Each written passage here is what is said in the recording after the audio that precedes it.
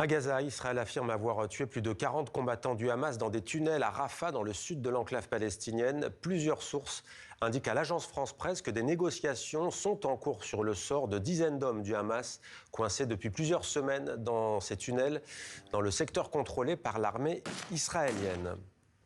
Sur le plan intérieur, le Premier ministre Benyamin Netanyahou a adressé une demande officielle de grâce au président israélien alors qu'il est jugé pour corruption depuis 6 ans. Isaac Herzog a réagi. Il affirme qu'il ne tiendra compte que du bien de l'État.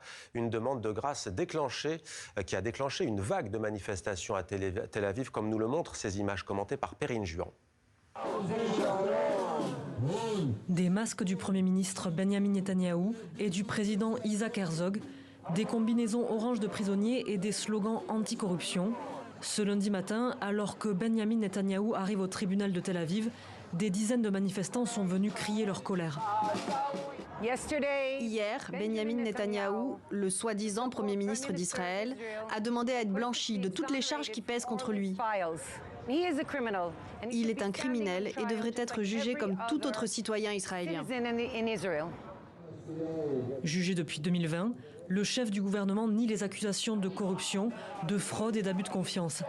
Pour les manifestants, si la grâce était accordée, le message serait clair. Il existe des personnes au-dessus des lois.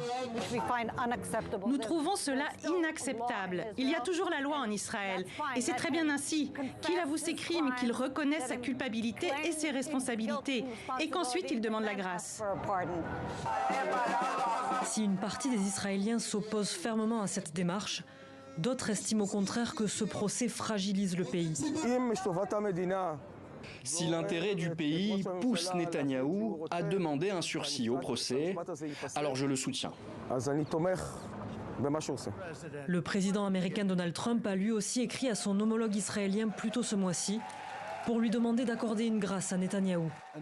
Dans une vidéo publiée ce dimanche, le chef de l'opposition, Yair Lapid, demande la démission du Premier ministre.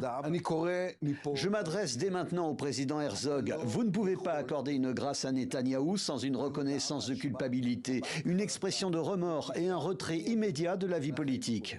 Ce lundi, le président israélien Isaac Herzog a déclaré qu'il ne tiendra compte que du bien de l'État.